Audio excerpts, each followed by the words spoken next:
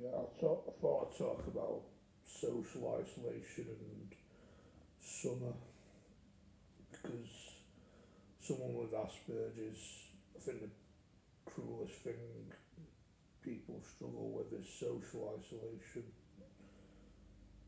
But I think something that hits harder where society really does rub salt in the wounds is social isolation in the summertime, where normal people, normies, go out, meet family and friends, sit in beer gardens, get invited to weddings, go abroad, go on holiday, and have a huge collection of friends which people with Asperger's usually don't really have or have very little or none at all. And that is the most painful thing about Asperger's, and I think summer hits harder.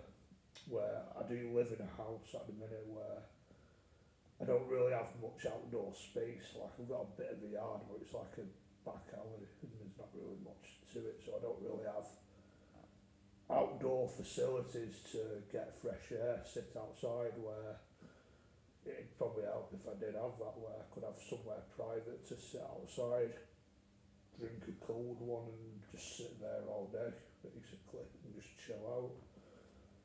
So that's not really a thing. So I end up staying in my living room, sweating my bollocks off, basically, and I find the drive, or I start to debate, I should be getting out there, I should be trying to meet people, see the world, and you just end up either going out and regretting it. Where I made a video last summer where I basically did that. It weren't really that sunny, it weren't really the best of days where the weather was actually a little bit shit, but I ended up going into Manchester and got overwhelmed by it. I guess don't know if the Asperger's is thing, but it's usually like people you just don't really want to be around. Like modern people, toxic people, usually teenagers and knobheads and all that. And I think last year I went through a period where I was just getting really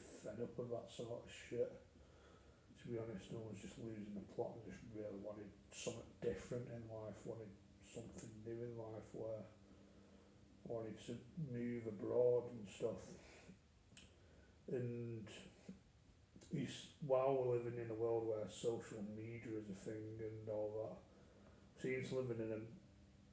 seems to be a mirror to people who have got Asperger's and autism and all that, where people are living the best life while people with Asperger's usually miss out on stuff like that. They miss out on a lot of things. They're just on their own with their own thoughts.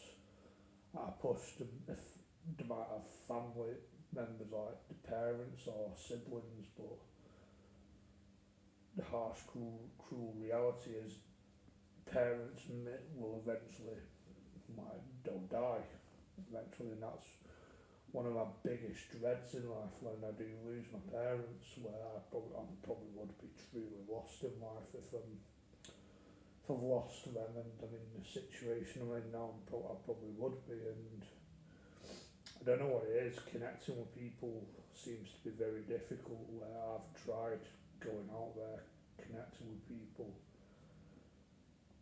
I think connecting with people takes time. Where maybe I don't get enough time to have a chance of connecting with people, where it usually fails, where I see people at a certain place, then I don't see him again, or I only see him once. Then we don't really seem to organise other things, and because they have their own life, they're too busy to stick to their own cliques, just the same old story really. And yeah, people living the best life, going backpacking and working holidays, and it's like what are they doing, what do they do, you know, when it comes to normal people, when they do seem to have a large collection of mates, and it's confusing, you know what I mean? It's frustrating. You start to try and work out in your brain what is it that they do that I don't, you know what I mean? And I don't know, it might be as simple as the talk, the flirt. They've just got, it's the little things in it, the little details where they've just got that, it's a skill and personality where they just seem to charm people, and they just charm the women and they charm the right people, and that's just, it's natural to them. But like, I don't think I'm really that bad at socialising. Like I've mentioned, that I probably struggle with shyness at worst, but it's the little details where it's about, I don't know, small talk, and just the little sort of social cues, the little details and all that, and it gets confusing and complicated, and you start to think the worst, and you start to figure out in your head what are they doing, and they don't. Maybe it's a looks thing where looks pays off, and they go to parties, get women and all that shit, and yeah, it's just confusing at the end of the day. And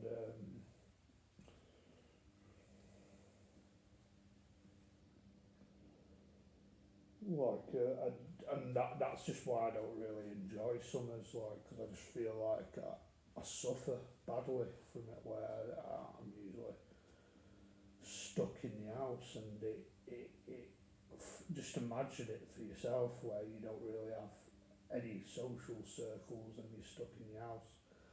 The amount of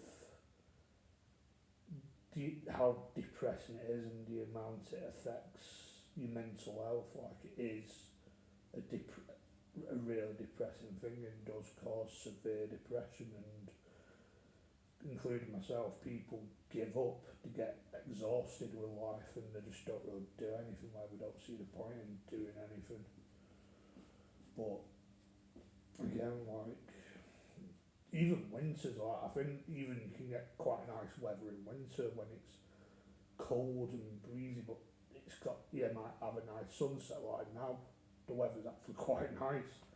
It's a bit breezy and cold, but it's, you got like a nice sky, and it's a little bit sunny and stuff.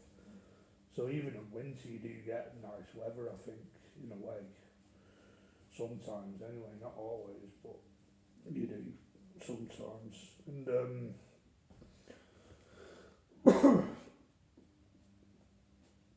yeah, just then when it's you in your own brain, you do think the worst, and it might not be as bad as it seems. Like I mentioned, I don't think I'm really that bad at socialising, but I've never, since being a teenager and an adult, probably worse with shyness and confidence as a teenager, but I've just never really, I've struggled to have social circles. I've had a few mates here and there, a few odd acquaintances, people you're friendly with here and there, but you're not really mates, you don't really see them, you don't really do things. Where I've probably got two people from school that I can think of that I'm quite friendly with, or the odd person from college that I'm sort of friendly with, but you don't really do anything, you don't really talk or anything.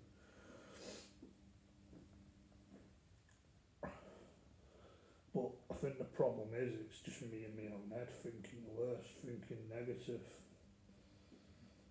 When I went to uni, I'd probably make a separate video on this. I don't think I did a university right, where I probably missed out on a lot because I stayed at home, and I probably missed out on a lot of things, and I just weren't really in that scene and stuff. But I've heard people that do move out for uni can still be lonely, you know, where young people and teenagers, while we're living in the woke age, especially that, or did live in the woke age, but it's still there, that they're socially awkward, they're weird, they're just weird people. If you just, you have to tick certain boxes to fit their clique and all that sort of shit, it seems. And so I've heard people that do you move out for uni,